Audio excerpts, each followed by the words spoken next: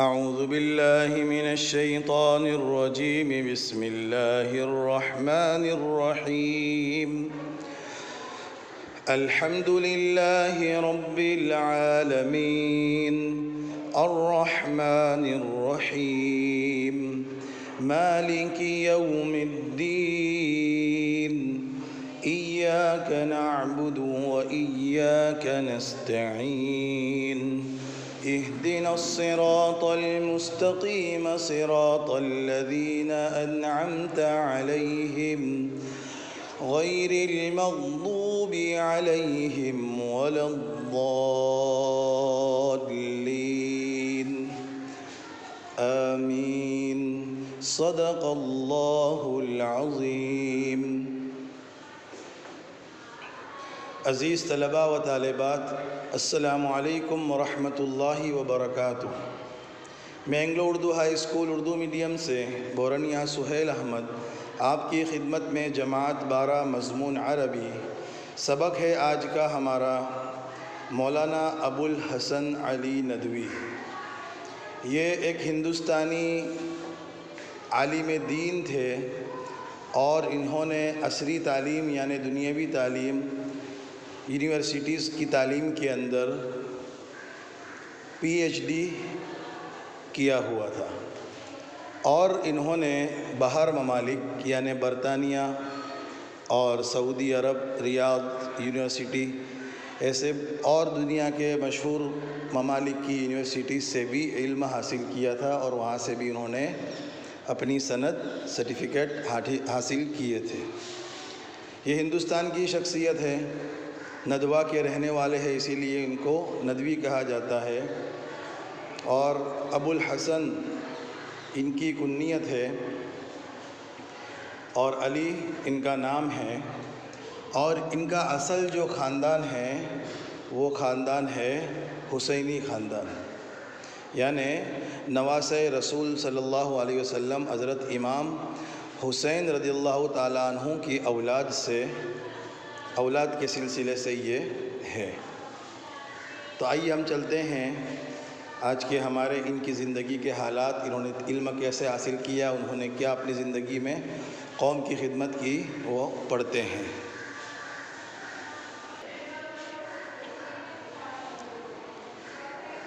سب سے پہلے ہم ان کی پیدائش کی تاریخ معلوم کرتے ہیں کہ 5 دسمبر 1913 کو ابو الحسن علی ندوی کی ایک علمی خاندان میں پیدائش ہوئی، یعنی وہ جس خاندان میں پیدا ہوئے وہ خاندان بھی صدیوں سے پڑھا لکھا تھا، اور اس خاندان کے اندر بڑے بڑے علماء اور اسکالرز گزرے ہیں۔ ظاہر سی بات ہے، جب اس ایسے پاک خاندان میں پیدا ہونے والا فرزند ہوگا تو اس خاندان کے اندر علمی قابلیت بھی ہوگی۔ ابتدائی تعلیم اپنے ہی وطن تکیہ رائے بریلی میں حاصل کی۔ رائے بریلی ان کا اصل وطن تھا، پہلے اس زمانے میں گاؤں تھا، ابھی تو ماشاءاللہ بہت بڑی آبادی ہو گئی ہے وہاں پر۔ اس کے بعد عربی، فارسی اور اردو میں تعلیم کا آغاز کیا۔ مولانا علی میاں کے والد عبدالحی حسینی نے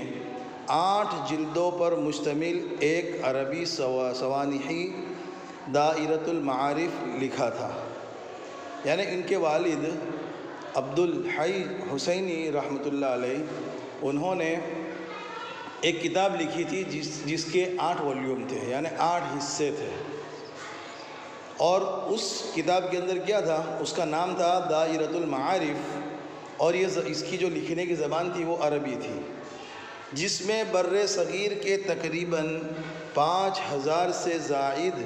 علماء اور مصنفین کے حالات زندگی موجود ہے۔ یعنی وہ کتاب آج بھی موجود ہے، بازار میں ملتی ہے، اور اس کتاب کے اندر بر صغیر یعنی ایشیا، ہمارا جو ایشیا ہے، اس ایشیا کے اندر جتنے بڑے بڑے علماء گزرے، دانشور گزرے اور مصنفین رائٹرز گزرے، ان کے حالات انہوں نے اس کے اندر جمع کیے ہیں کہ وہ لوگ نے اپنی زندگی کیسے گزاری اور کس طرح اس مقام تک پہنچے۔ میں بھی آپ کو یہی مشورہ دیتا ہوں کہ اس کتاب کا اردو ترجمہ بھی بازار میں مل جاتا ہے، تو آپ اسے لے کر پڑھیں تاکہ ہمارے اندر بھی علم حاصل کرنے کا شوق پیدا ہو، اور ہم جن چیزوں کو علم حاصل کرنے کے لیے رکاوٹ سمجھتے ہیں ان چیزوں سے ہم دور ہو جائیں اور ہمارے ذہن اس سے خالی ہو جائیں کہ ہم علم حاصل نہیں کر سکتے ہیں۔ کیونکہ جو پریشانیاں ہمیں آج پیش آتی ہے، ہو سکتا ہے وہی پریشانیاں اس زمانے میں ان ہستیوں کو بھی پیش آتی ہوگی، چاہے مالی ہو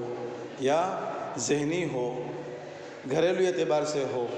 یا رشتہ داروں کی طرف سے ہو۔ کوئی بھی دشواریاں تو پیش ہر ایک انسان کو آتی ہی ہے، لیکن ان دشواریوں کے اندر رہتے ہوئے اپنا مقام بنانا اور اپنی زندگی کو سنوارنا اور دوسروں کے لیے کچھ کام کر جانا، یہی انسان کی قابلیت کی دلیل ہے۔ تو میں آپ کو مشورہ دوں گا کہ یہ آپ کتاب پڑھیں، اس کا مطالعہ کریں۔ جی آگے چلتے ہیں۔ علی میاں نے مزید اعلیٰ تعلیم کے حصول کے لیے لکھنؤ میں واقع اسلامی درسگاہ دارالعلوم ندوۃ العلماء کا رخ کیا، یعنی پہلے عربی، فارسی، اردو اپنے گاؤں میں ہی ابتدائی تعلیم حاصل کی، پھر آگے زیادہ پڑھنے کے لیے انہوں نے ندوۃ العلماء کے اندر ایڈمیشن لیا اور وہاں سے علوم اسلامی میں سند فضیلت حاصل کی، یعنی جو اسلامک علوم ہیں، قرآن، حدیث اور عربی ادب اور فلسفہ، یہ جو فنون اسلامی یونیورسٹیز میں پڑھائے جاتے ہیں، مدارس کے دارالعلوم کے اندر، اس کے اندر انہوں نے مکمل تعلیم کی اور سند حاصل کی، سرٹیفکیٹ حاصل کیا۔ مولانا علی میاں نے عربی اور اردو میں متعدد کتابیں تصنیف کی ہے۔ یہ تصانیف تاریخ، الہیات، سوانح، موضوعات پر مشتمل ہے۔ ان کے ساتھ ساتھ سیمیناروں میں پیش کردہ ہزاروں مضامین اور تقریریں بھی موجود ہیں۔ جی ہاں، اب ہم ان کی قلم سے لکھی ہوئی کتابوں کی بات کریں تو 500 سے زائد 500 سے بھی زائد کتابیں انہوں نے اپنے ہاتھ سے لکھی ہے، اور اس کے اندر جو مشہور کتاب ہے وہ ہے ہندوستانی مسلمان ایک تاریخی جائزہ۔ یہ بھی ان کی کتابوں میں سے ایک کتاب کا نام ہے، بہت شاندار کتاب ہے۔ آپ بھی اسے بازار میں اویلیبل ہے اردو زبان کے اندر، آپ اسے لے کر پڑھ سکتے ہیں۔ اور دوسری ایک خاص بات بتاؤں میں آپ کو کہ ان کی کتابیں پڑھنے سے انسان کے بہت سے علوم کے اندر زیادتی ہوتی ہے، ترقی ہوتی ہے۔ وہ اس طرح کہ یہ بہت اچھے رائٹر تھے، بہت اچھے ادیب تھے، اور بات کو کس طرح پیش کرنا، یعنی اپنی بات کو سامنے والے کے ذہن کے اندر کیسے اتارنا، فٹ کرنا، وہ ملکہ ان کے اندر بہت اعلیٰ معیار پر تھا۔ تو میں امید کرتا ہوں کہ اگر ہم لوگ بھی اگر ان کی کتابیں پڑھیں تو ہمارے اندر بھی وہ صفت آ سکتی ہے کہ اپنی بات کو کیسے پیش کرنا۔ مثال کے طور پر آج ہمیں اگر کسی کے سامنے ہماری بات پیش کرنی ہوتی ہے تو ہم ہچکچاتے ہیں کہ میں کیا بولوں اور کہاں سے شروع کروں۔ تو ایسے مصنفین کی اگر کتابیں ہم پڑھیں گے تو ان کی جو کتابیں پڑھنے کی وجہ سے ان کے جو اسلوب استعمال کیے ہیں انہوں نے، وہ ہمارے ذہن کے اندر اتریں گے، اور ہم بھی اس طرح مکمل اس طرح تو نہ صحیح لیکن کچھ درجہ اپنی ما فی الضمیر کو ادا کرنے کی صلاحیت پیدا کر سکتے ہیں۔ آگے ہے کہ 1951 میں دوسرے حج کے دوران میں کلید بردار کعبہ نے 2 دن کعبہ کا دروازہ کھولا اور علی میاں کو اپنے رفقا کے ساتھ اندر جانے کی اجازت دی۔ جی، یہ ہندوستان کی ایک شخصیت میں سے ایک شخصیت یہ بھی ہے کہ اس زمانے میں یعنی 1951 کے اندر یہ حج کے لیے جب تشریف لے گئے کعبۃ اللہ کی زیارت کے لیے، تو وہاں پر خانہ کعبہ کا دروازہ جو وہاں پر ایک مخصوص خاندان ہے جس کے پاس یہ چابی رہتی ہے خانہ کعبہ کی، بادشاہ کے پاس بھی نہیں رہتی، وہ ایک خاندان ہے جسے آپ صلی اللہ علیہ وسلم نے چابی سپرد کی تھی۔ اس زمانے سے آج تک اسی خاندان میں کعبۃ اللہ کی چابی چلی آ رہی ہے۔ تو وہ چابی جو کعبۃ اللہ کے جو چابی بردار لوگ ہیں جن کے پاس کعبۃ اللہ کے دروازے کی چابی ہے، انہوں نے دروازہ کھولا